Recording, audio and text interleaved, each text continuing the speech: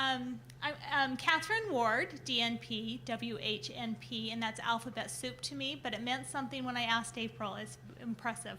Doctor of Nurse Practice, thank you. And Women's Health Nurse Practitioner, is an associate professor at the University of Utah College of Nursing and a specialty director for the Women's Health Nurse Practitioner track at the DNP program. Dr. Ward has over 25 years of experience as a nurse practitioner, and her clinical practice includes family planning, colposcopy, menopause care, and sexual dysfunction. She received her BSN and her MS and DNP from the University of Utah. Please welcome Dr. Ward. You guys are all so sweet. Thank you. Thank you. I want to introduce a couple other people here. I have a few of my students with me today. So Ori Wan is here in the front. Erin Williams and Jessica Radmel in the back. And so they came along today to help because at the end I want this to be really hands-on for you. So I think we're gonna try to accomplish a couple of things. One is to make a video that people can use in the future for some training. But really what I want to do is make sure you leave feeling ready to go, perform these cancer screening exams. So just before we get started, I'm curious, how many people have done some pelvic exams, done PAPs, put a speculum in? Great, great. And so some of you are new to this. How about breast exams? Okay, good. Well, I want you to share your experience. You're working in a little bit of a unique setting, I understand, where you're really screening people that are maybe not getting screened regularly. So those are the most important people to catch. I work in a university setting where people are coming in probably too often and getting over-screened. And I think the way that we're going to improve cancer detection is to really take our work out to the folks that are being missed. So one of the issues around our healthcare system is we get people that get lots and lots of treatment and people that are completely kind of not coming in. So I applaud you for the work that you do. I thank you for that. It's such an important catchment in our system, and you really are the people that are likely to be finding abnormal PAPs and breast masses and things that are getting missed because people just aren't accessing health care. So I don't want to make this a whole long lecture on pathophysiology, but I feel like it's good to understand a little bit of that so that it puts in context what you're looking for. What I wanted to do was talk first about breast cancer, just a little bit about how to do the exam and what you're looking for, and then I'll do a demo that they can video, and then maybe we can turn the video off for a little while. And I've got 2 breast stations where you can practice, but we could probably have 2 people working on either side. So kind of get 4 people through at a time and give you a chance to practice your exam skills, and and we'll have people kind of looking over your shoulder to give you some feedback. And April, if there's anything that, because I am not totally familiar with your systems and what things you use, and so if there's anything that that I am telling that's wrong about how to collect something, or just that's specific to your labs that you use or your referral processes, that's the stuff I'm not so sure about. All right. So breast cancer, women definitely think that breast cancer is the thing that's going to kill them. In fact, I see things like on ads that even reinforce that. Breast cancer is the #1 killer of women. It's not. Heart disease is the #1 killer. Your odds of getting breast cancer, they're not great if you live to be 90. Your lifetime risk is 1 in 8. But if you live that long, odds are it's not the breast cancer that's going to be the thing that kills you. So sometimes I think we have a little bit of a misconception about what we really need to be worried about. So heart disease is the thing that we probably need to be doing the most prevention on. But breast cancer is certainly very frightening for women, and it is a very real health risk. We do diagnose nearly 250,000 breast cancer cases each year. And as when you compare the incidence, how many cases to how many people die, that's actually a pretty good ratio. So what that means, if we're diagnosing 232 cancer cases, and it's not those same people that are dying that year, but what it's telling you is that if we find it, it's pretty treatable. You know, so the ratio of incidence to deaths is actually pretty low. So that's the good news about breast cancer, is if we can find it and get people into treatment, that it's frequently, you know, curable, or at least treatable, where people have a longer chance of, you know, longer life following diagnosis. So incidence we talked about, goes up by age. And this influences, we'll come back to this a little bit, about what the recommendations are in terms of what you do at what age. Risk factors for getting breast cancer, mostly it's being female. So men do get breast cancer. They get it at about 1/10 the rate of women. Getting older, as we've talked about. Family history of breast cancer, and this is becoming more and more important. So people are knowing more about their gene status. So you may know, if you have a family member who's been diagnosed with breast cancer, that member may have been worked up for BRCA1 or 2, or some of the other syndromes like Lee-Fraumeni and I'll think of the name of the other one in a minute. But so we know of some Cowden syndrome, Lynch syndrome. There's several syndromes that we know are associated with increased risk of breast cancer. And so we're starting to be able to have a little bit different path to figuring out who's at risk. But 80% of breast cancers, people don't have any of those genetic markers, and they're just de novo breast cancers. There are some backgrounds. Ashkenazi Jewish women have higher rates of breast cancer than some other populations, and there's some geographical issues. So sometimes women who live in, the Love Canal is probably the best example of this. So people who live in places that are contaminated with a lot of kind of endocrine disrupting chemicals, we see increased rates of breast cancer by geography. The United States has more breast cancer than other countries, and it seems to be something in our environment. So as you see people migrate into the United States, their breast cancer risks start to look like Americans. So there's your genes, and then there's some environmental and geographical issues as well. We're going to talk a little bit more in detail about things that are preventative. So having babies and breastfeeding actually turns out to be protective. And then having atypical hyperplasia on a previous breast biopsy is predictive for getting breast cancer. And that's kind of an interesting one. So you've got the presence of the atypical hyperplasia, that's one risk, but having it biopsied actually adds to that risk. So that's kind of an interesting thing as well. And then, of course, there are all the other sort of cofactors around smoking and alcohol use and obesity. So those are all, smoking, we all know, is just like fertilizer for any kind of cancer. Adipose is a source of estrogen, and so that may be a contributor to breast cancer development. And alcohol as well tends to be something that increases women's risks for getting breast cancer. I have a quick question, if that's okay. On the atypical hyperplasia, so that increases their risk if they have a biopsy. Mm-hmm. What if they go on and have that excised? Yeah. What happens to the risk?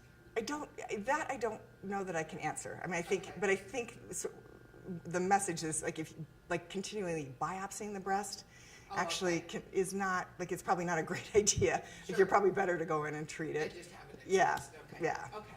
All right. Thank you. Okay, things that are protective. Actually, being a teen mom is protective. I'm not advocating for everybody, having, but I mean, this is like a really interesting thing to look at, isn't it?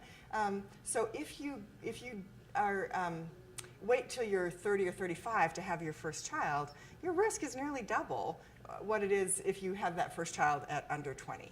So so the younger you are when you have your first birth provides some protection. I in my other hat, I study anthropology, and so I think that there's something about chronic ovulation that's sort of not good for us. Most women probably spent most of their lives either pregnant or breastfeeding throughout human history. So we're kind of an anomaly in this time in the world where we ovulate all the time and have very few pregnancies and short breastfeeding intervals.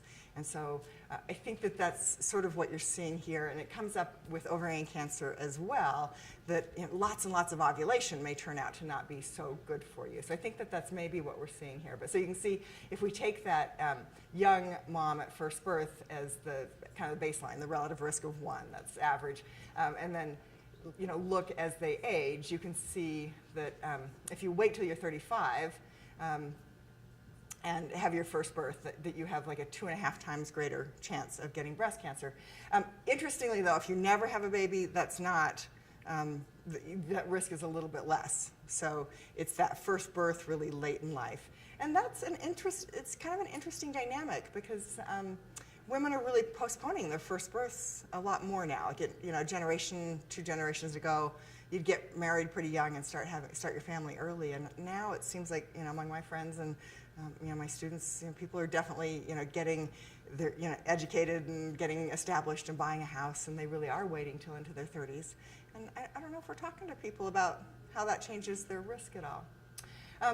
But you could maybe mitigate that a little bit by breastfeeding your babies. So 2 years of breastfeeding are protective against the premenopausal kind of breast cancer. It doesn't seem to change the postmenopausal breast cancer so much. But so just some preventative messages out there, things that probably deserve a little bit of attention from all of us. Now, this is where, April, I need a little bit of your input, because we are in this funny place right now where the recommendations around how to screen for breast cancer are changing. And we're actually getting conflicting guidance a little bit from different organizations. So it's a little bit of a confusing time. I will share my sort of biases with you, and then I'm going to defer a little bit to April and your staff about what your policies are. But so just to orient you to the table here, so that the mammogram, CBE is a clinical breast exam, which is what you're going to learn to do today, and then breast self-examination. And we've got 3 different organizations, and I didn't include the radiologists here. So the American College of Obstetricians and Gynecologists, the U.S. Preventative Services Task Force, and the American Cancer Society are the 3 different organizations whose guidelines we're looking at. So U.S. Preventative Services Task Force in the middle, they tend to sort of be like they lean towards less screening is better. They put out guidelines, if you go to look for these, that are sort of like, do we have A-level evidence, like there's really good reason to recommend for this? Is it kind of B-level? Or C is like there's inconclusive. They give that an I, and then they say stuff's a D, like you should recommend against it. So just that's kind of how they organize their recommendations, and they get that by like really looking at all these studies and saying, does this save any lives? And on the flip side, does it cause harm? So when something gets a D recommendation from the U.S. Preventative Services Task Force, they've not only said, this doesn't save lives, it actually causes injury. In the case of breast injury, that could be that you find a lump, you get it worked up. In the course of getting it worked up, you end up with a hospital-acquired infection, some scarring, some damage to your breast tissue, a bunch of stuff that missed days of work, all kinds of things that you can sort of pile in that what is harm issue. So U.S. Preventive Services Task Force says that you should get a mammogram every 2 years, not every 1 year, between the ages of 50 and 74. At younger than 50, so in that 40 to 50 age group, it's really sort of individualized based on people's risk and their preference. And that after age 75, you should stop doing mammograms. So we just stop looking for breast cancer at that point. ACOG, the obstetricians and gynecologists, they're probably the sort of the most conservative there. So they're saying mammograms annually after age 40 and individualize it after 75, but you could keep sending your over 75 patients for mammograms. American Cancer Society then they sort of have the middle ground. So a mammogram is optional between 40 and 44, annually between 44 and 55, every 2 years after 55, and then continue as long as you're in good health and would treat your breast cancer if you got it. So the guidelines are all over the place. The radiologists who makes the recommendations at Huntsman, which is kind of where my patients end up, they're really adamant that everybody should have an annual mammogram every year, all the time, keep doing them. So they're just kind of looking at it and saying, if we go to these more liberal screenings, that we are going to miss a few cases of breast cancer that would have been diagnosed if we brought everybody in every year to get their mammogram. And that's sort of true. The more screening you do, the more cases you'll find. But also, in that other side of that, is the more unnecessary workups you do. So when you balance the harm, then that's sort of where you get these other recommendations. April, can I ask you for comment about? All right. For our policy for breast and cervical screening policy, we do screen from 40 to age 64 yearly, and we also encourage our patients to have a meaningful conversation with either their providers or their screeners about it, because we do know that the risk increases as we age. So the ones that's in their 40s, we do want them to start talking to their screeners, knowing that your risk is relatively lower, and following up with them yearly, every year. So could you hear that, and did you capture it for the film? So screening from 44 to 64, and No, 40. 40 to 64. 40 to 64. Okay. Our And- funding is based on CDC funding, and so it's an annual screening. Okay. But then they do have conversations with their doctors who are providing the clinical breast exams for them. Okay. So everybody. So follow the guidelines that you're. But I think it's good to know these things because it may change your guidelines at some point. So mammogram schedule, clinical breast exam. In my practice, we're following the ACOG guidelines, which is between 20 and 39. We're saying every 1 to 3 years. We're not examining breasts every single year. And then annually after age 40. So those are the guidelines that we're following in our practice. Interestingly, American Cancer Society says there's really not enough evidence to support the kind of breast exam that we're teaching you to do. And U.S. Preventative Task Force sort of says the evidence is insufficient to recommend use. So we're in an interesting place there. Most everybody is sort of leaning towards no longer telling women that they must examine their own breasts every month. And I hope you guys are at least there, because I actually feel pretty strongly about this. So I'm now educating my patients. I tell them, pay attention to your breasts. If there's something that changes that you can't ignore, by all means, come see me. But please do not feel like you have to stand in front of the mirror and do the breast exam and that you've got to time it, or, like right after your period. I used to have this great talk, though, man. I could do it in my sleep. I could say it and be shopping for groceries in my head. Like it was like this lecture, kind of like my dentist and flossing. And I just would, we'd sort of drill it into women's head. You must examine your breast every single month. And this is the way that women find their breast cancer. It was never true. It's like, and then when women did have a breast lump, we would ask them, well, did you find it? And it's like your job. Like you feel guilty? No, I didn't ever do my breast exam. So I would really reinforce that you don't have to examine your breasts. And in fact, it's probably a bad idea to be examining them like crazy and worrying about lumps, because then people do sort of perseverate over something that they feel.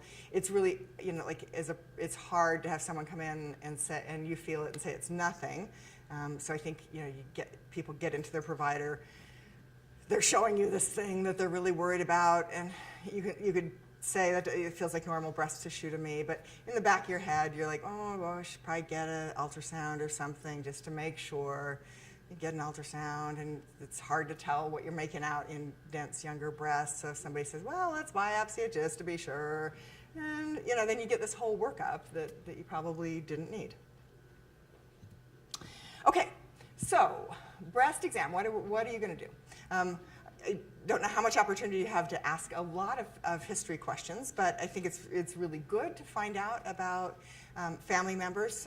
Male family members count just as much as female family members. Somewhere, I don't know where that started, but I would sort of hear that people would say, oh, well, it's just the maternal line that matters. It's not. Breast cancer in your father's family is just as important. So you want history on both sides. You get your genes from your dad. So if there's a strong family history on the father's side, that's equally as important as a history on the mother's side. So you want to go back a couple of generations and see, who has, if anybody has had a breast or reproductive organ cancer, and sort of what that pattern looks like in a family. I kind of go by a 3-2-1 guideline. So if there are 3 people in the family over 2 generations and one of those is early onset, and by that I mean premenopausal, that sounds to me like probably a genetic risk. So that's sort of just my little, like, if I see a family that sounds like that, that's somebody I might talk about the possibility of getting some genetic testing. I don't want to get too lost on that, but test the person that already is known to have cancer first, and then the people you don't know about. But do get a family history. That's going to be really useful about when you have that meaningful conversation. Like who do you sort of edge towards more screening than not? And then what you want to do with your exam, you're using all of your senses here. So there's a component that's inspecting the breasts, and we'll talk about that in a little bit more detail, and then a component that's the palpation. Depending on people's anatomy, you may want to, you're going to be seeing them both sitting and when people are supine, but you may want to palpate them in both positions too. So if people have large breasts, you can feel the top better when they're seated, and the tissue's kind of dependent. So you can feel the upper part of the breast easier then. And then when somebody's supine, you can kind of get that bottom side of the breast tissue and sort of be able to spread that around a little bit. So you really want to inspect and palpate in a thorough breast exam in both positions. We talked about most of this. The goal is to feel all of the tissue between the skin and the chest wall. And what you want to do is be able to distinguish between normal breast tissue and a discrete lump. Trouble is, breasts are lumpy. Like all that stuff that's in there is lumpy. So a lot of this is comparing what you're feeling to the tissue around it. And a lump can be anywhere between the skin surface and down close to the chest wall, or something that's out in the axilla and the lymph nodes. So you've got a fair amount of tissue to try and examine. Luckily, you also have a fair amount of tissue to compare to. So if you feel something in one breast and it feels pretty similar or identical on the opposite side, then that can be reassuring. And so sometimes people will feel structures that have to do with just how the ligaments and muscles hold the breast tissue together. You may feel the structures that are the milk ducts as they enter the nipple. So kind of being able to compare both sides and see what that feels like is a useful way to distinguish the difference between that normal structure and the discrete mass.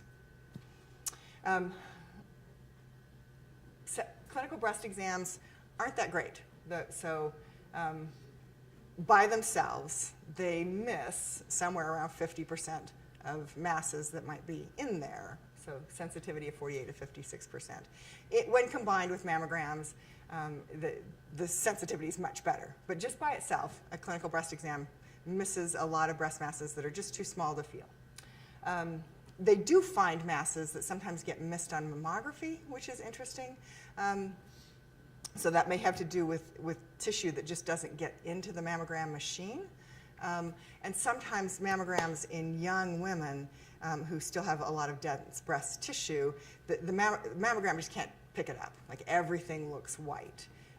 So I think our legislature just passed something about telling people about their dense breasts. I won't get started on that one.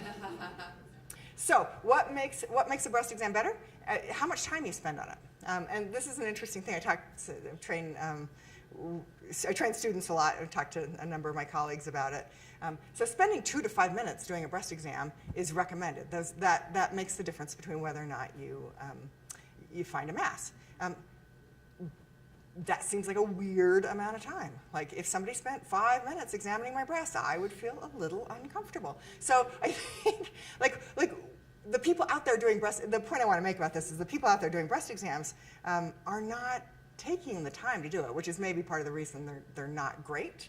And so your expectation about a breast exam is it should be a pretty fast thing. And so when somebody actually does do a thorough breast exam, like we perceive that as normal. But the more time you spend, the more likely you are to find something. So I'll leave that with you to sort of how you make that comfortable for everybody. You want to make sure you cover all of the breast tissue, and this is the other thing that I see, as I'm teaching students and watching people practice, is they do sort of a cursory exam, but they're missing the tail of Spence that's up under the arm. April's pointing to they're maybe not going as far over the sternum as you need to go. They're not really checking up under the clavicle. They're missing the lymph nodes. It's easy to really kind of miss the underside of the breast. So you want to make sure you're finding all of the breast tissue. The other thing that really matters is what pattern you use. And so we'll talk about that in a little bit more detail. And then where your fingers are. So it wants to be the pads of your fingers, not the fingertips. And so I see people do this breast exam that looks like, cats, what's that thing they do when they're like kneading? It looks like cat kneading or piano playing or something. So that's a bad technique. And what we're going to teach you to do today is use the pads of your fingers. Keep them on the breast the whole time. Do not pick them up. So none of this piano playing. And you're kind of pushing with a light, a medium, and a deeper touch so that you're feeling softly for the stuff at the surface and then pushing harder for the stuff at the base.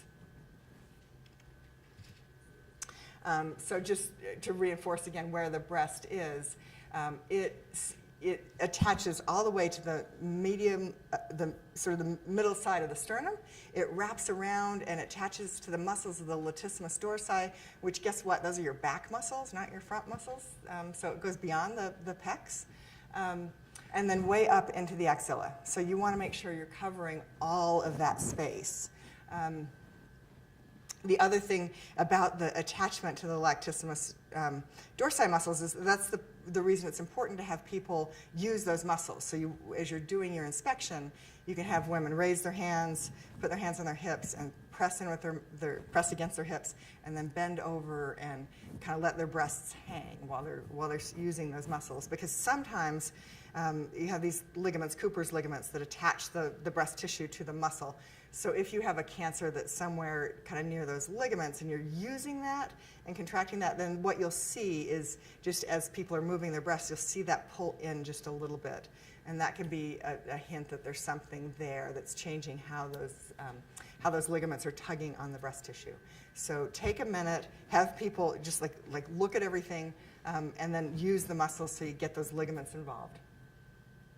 And then you can also see here kind of where those main lymph nodes are. So taking a minute to feel up under the axilla and then up under the clavicle. You are looking for any kind of lump, distortion that you might be able to see that just sort of stands out as a change in the contour of the breast. Sometimes a cancer will sit under the nipple and pull the nipple in. Some women have just genetically inverted nipples and they pull in anyway. But so you'll ask them, have you always had that? Nipple eversion, pardon me, it's the very last stage of development. And so some people, they never quite get to that last stage. But if it's a change, if that's something new, then that deserves investigation. Dimpling or skin that looks like kind of like the surface of an orange peel or a grapefruit is it's a fairly ominous sign. But so again, you want to look at that skin and see if it looks like there's swelling underneath it. You're examining for nipple discharge, redness overlying an area, or any other kinds of skin changes, even like crustiness might be something that you want to pay attention to. So really, any of these things, your job isn't to diagnose it. Your job is to say, okay, that's not normal, and activate your referral system. Pattern-wise, we talked about, so and really it's recommended that you do both of these, that you do the vertical stripes or the lawnmower or the grocery aisle method, up one, down the other, go across that way, and then spokes of the wheel, so sort of more of a radial, from the outside in. So we'll practice both of those with the pads of the fingers and a light, medium, and deep pressure.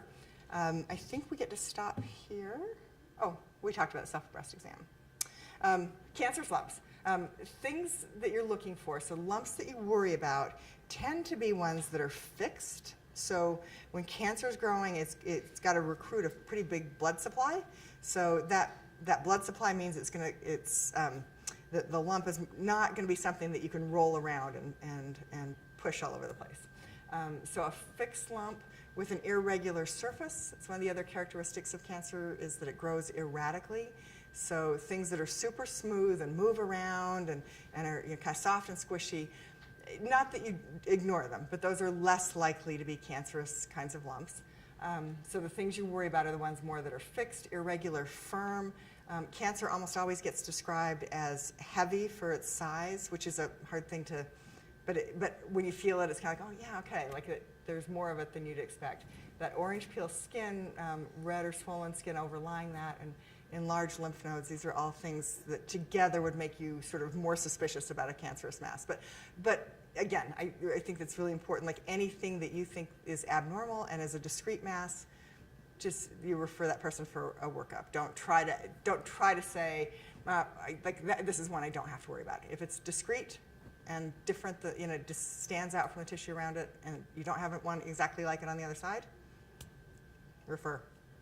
Unless there's any reason not to. Okay. You're coming up to. One question, Yes. if that's okay. Can you address pain and evaluating pain? Because it seems like a lot of women complain of breast pain. Yeah. And so when would you send somebody for a diagnostic versus just a screening, and how do you educate them? Okay, on so a that? good question. So our question is about pain. So breast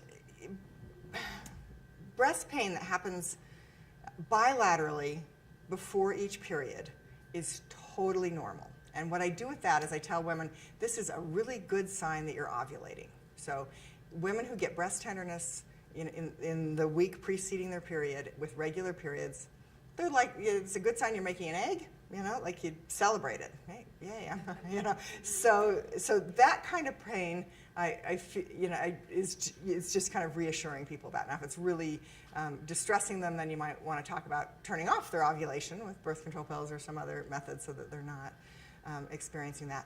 Bilateral breast pain is rarely of concern. Unilateral pain that wakes people up at night makes me a little bit nervous. So if people are, just feeling something, even if you can't feel a mass, even if there's no discharge, but it's a unilateral pain that they tell you is waking them up, whether that's from anxiety or the pain is actually hurting, then I would, at that point you may send them for some imaging. Depending on somebody's age. So usually the people experiencing breast pain are young women, and a mammogram is not the best test for that. So if you're worried or she's worried, then you may want to work with, and again, I'm not being entirely familiar with how your referral system works, but you may want to try to get them for an ultrasound rather than a mammogram. Because in young women, the mammogram is it's unlikely to be able to see anything that's hiding there. So you're talking about women under 40? Yeah. Okay. Yeah. Cancer rarely presents just with pain, but again, it's like a unilateral pain I wouldn't totally ignore. And you really you want to kind of dig into that history. is it cyclic? Is it bilateral? For bilateral breast pain, I do sometimes recommend that people, I look a little bit at their diet. Sometimes a lot of coffee, tea, Diet Coke, things like that may be kind of an irritant. Sometimes I don't typically recommend a lot of vitamins, but I will sometimes say, maybe try vitamin E for a little while. It's probably more homeopathy than actual treatment, but sometimes just a recommendation works and pain gets better. So vitamin E seems like there's some historical use of using that for that PMS kind of mastalgia. And so I sometimes have people try that for a little while and see if they feel better. Because sometimes I think pain's an interesting beast. Like when you have pain that you worry about, it's almost like you open up this pathway and it kind of becomes it's like getting a song stuck in your head. Like you've just got a pathway that's just running, and the more you think about it, the more that pathway just keeps going. But I wouldn't not work it up, unilateral breast pain that wakes somebody up at night. Yeah. So let's say you have a woman over 40 with unilateral breast pain, but you can't feel the lump. Can you send them for a Sure, yeah. mammogram? Can you just say I mean, no, over 40, send them for the screening mammogram. okay, just send them for a screen? Yeah. Because if there's not a specific lump, I feel like I don't know what to tell them. Yeah, it's a screening mammogram. She can have one every year, right? Great. Yeah. Yeah. What about like bruising on the breast? For some reason, it seems like sometimes you'll see like a vein structure that will stay bruised for a long time. Like we had a patient that for 2 years had just a vein structure that was bruised.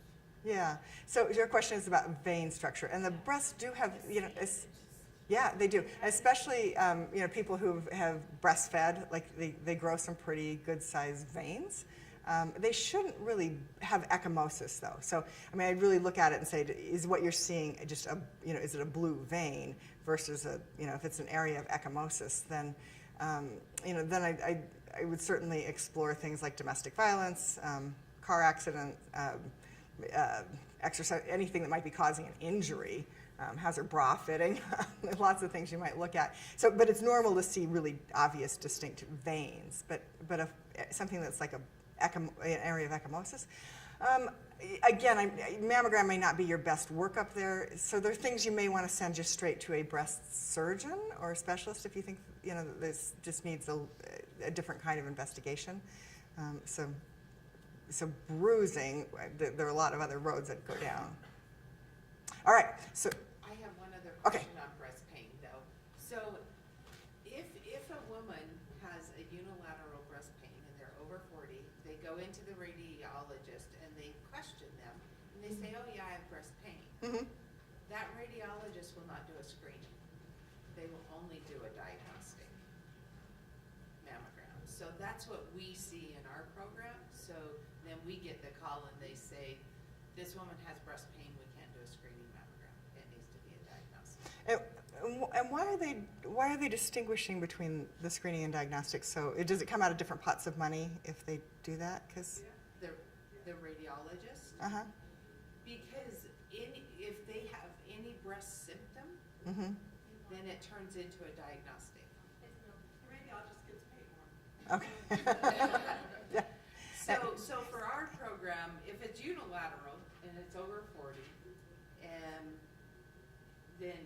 it's not cyclic or whatever that Dr. Word was talking about, then you need to send them for a diagnostic, because otherwise the hospital's going to be calling us and say, we need a new order, this one has reported breast pain. And so, And yes. So I think that this issue has more to do with kind of how your funding gets funneled than Right. clinical practice. So again, these are your experts on your processes. Yeah, I mean, I agree with you, but Yeah. that's Yeah. what So is if that's going to be happening. something that changes how that gets categorized, then if you've got to change it to a diagnostic, then order as a diagnostic. But you still want both. If they're over 40, you want a diagnostic in one, screening in the other. That seems like Yeah, it's still the no, same mammogram. They go to a bilateral diagnostic, but, I mean, if you assess the client and you feel like, But, so a thorough breast exam, you want to see the entire chest, right? So, so you're going to have your patient disrobe. I'm just not going to look at the camera for this. Have your patient disrobe, and so she can be seated in front of you, and you're going to sort of step away so you have good lighting on the breasts, and you are going to just look at the entire structure. You want to see how the breasts hang on the chest wall.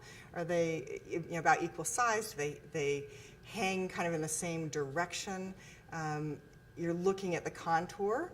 So if you were to look at this breast, you might notice that there's something funky in the contour right over here. Right?